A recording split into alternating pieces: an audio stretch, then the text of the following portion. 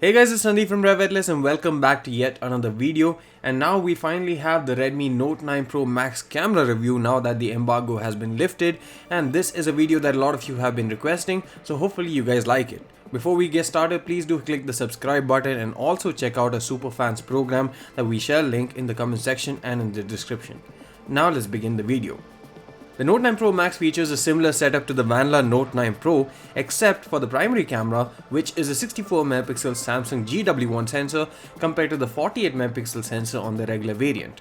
The f1.9 aperture is a tad bit smaller than the f1.8 aperture on the regular Note 9 Pro, but the larger sensor size 1x1.7 inch compared to the 1x2.25 inch sensor on the Pro should help more than compensate that difference.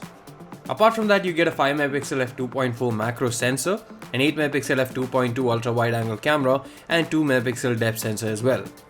Images are given in 16MP of resolution by default as a result of pixel binning, where 4.8 micron pixels are combined to give a larger 1.6 micron pixel size and hence a lower resolution. You can also shoot in 64MP resolution if you want, but the file sizes are quite a bit larger, around 3 to 4 times the size of the regular 16MP pixel bin photos. The white balance is on point and there is plenty of sharpness and detail to allow crop and reframing even after capturing the photo. The sharpness and detail are better than the already good Redmi Note 9 Pro as well, and one thing we noticed was that the Max has a tendency to capture more saturated looking images than the Note 9 Pro in certain scenarios. We expect that they did this so as to make Max images look better to the average user, but I wish they went ahead with the more natural color palette that the Note 9 Pro had. But this is an easy software fix if they wish to do so with an update, or you can even adjust the saturation later on in post-production. Dynamic range is good and there's good information recovered from both the shadows and highlights, but using night mode in some challenging lighting conditions can help improve that a bit further. Portrait mode is very well done on the Max. There's good level of sharpness and detail as well as great edge detection and blurring happening, and unlike some phones where there's a reduction in sharpness compared to the regular mode when portrait mode is applied, this retains the same sharpness as well, and the blur is linear rather than just selecting the object or subject in focus and blurring out the rest. You can also capture cinematic portrait images, which gives 21:9 aspect ratio photos, and the photos actually are 16:9 but are letterboxed due to the black borders at the top and bottom. Still adds for a very nice overall look. Low light performance is good but nothing out of the ordinary, and you should be using the night mode in such situations as you do get better exposure, better contrast and higher levels of perceived sharpness and detail, especially with added clarity. The sharpness and details aren't too great in extreme low light as the noise reduction is aggressive and smoothens it out, and if and when possible we recommend using the Pro mode and manually exposing for a longer duration to get the best possible results from the sensor.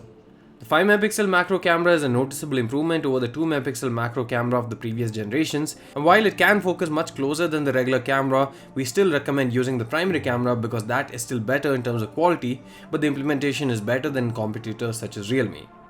The ultra-wide angle camera helps to capture a more dramatic field of view compared to the regular camera, but the images are much softer and aren't as detailed. There's also a difference in saturation and color tone between the cameras, and this doesn't happen always, but in some situations the processing is quite off. This is something that they can easily rectify with a software update, and I'm guessing that they will do the same. Surprisingly, low light performance is good unless the light is extremely low, in which case there's a huge drop off and the images are almost unusable.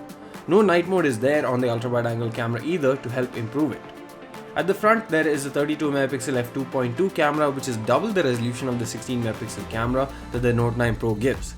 There's good amount of detail and sharpness captured with good dynamic range as well, and while it may be difficult to distinguish the 32MP and 16MP sensors on the Max and regular models respectively, at a glance at least, zooming in will reveal the subtle differences.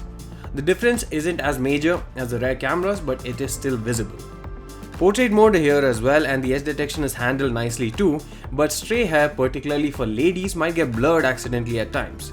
The cinematic portrait mode is available here too with letterbox 21:9 aspect ratio images that gives a very interesting effect if you use it wisely.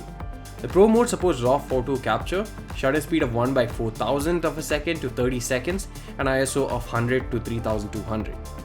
You can record videos with 3 cameras at the back with the exception of the depth sensor of course, and let's start with the primary one. Options include 1080p 30fps with EIS, while you can also do 1080p 60 and 4K 30 without EIS. The ultra-wide angle camera can also do 1080p 30fps with EIS, and stabilization is excellent thanks to EIS. 4K videos have higher detail and sharpness as expected, but you will have to do without stabilization. The macro camera can also capture videos in full HD and is of good quality, albeit without EIS. And you can record videos in Pro mode as well, and you have the option to capture it in log and with the letterbox cinematic effect like on the portrait mode. The front-facing camera has good quality in terms of video and detail, and colors look good, but the lack of EIS plays spoilsport and gives results that could have been better. Audio quality is good, but we hope that Redmi starts implementing EIS on the front-facing camera soon, since other brands have been doing it for a while. Hey guys, this is Sandeep from Drive. And this is the front-facing camera of the Redmi Note 9 Pro Max capturing 1080p 30fps video. Let me know what you guys think about the overall sharpness, dynamic range, how well has become my voice in this scenario, and the stabilization as well.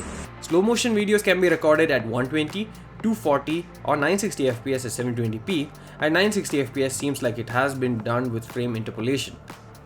Overall, the Note 9 Pro Max is a solid performer when it comes to the camera setup and is a fairly big improvement over the already good Note 9 Pro camera quality. Xiaomi continues to dominate in this segment, where a first major turnaround with the Mi A1 and Redmi Note 5 Pro is one of the best performance in terms of camera under 20k rupees and only falls behind the Poco X2 in that aspect. Thanks for watching this video, see you again in the next one, and don't forget to hit the subscribe button.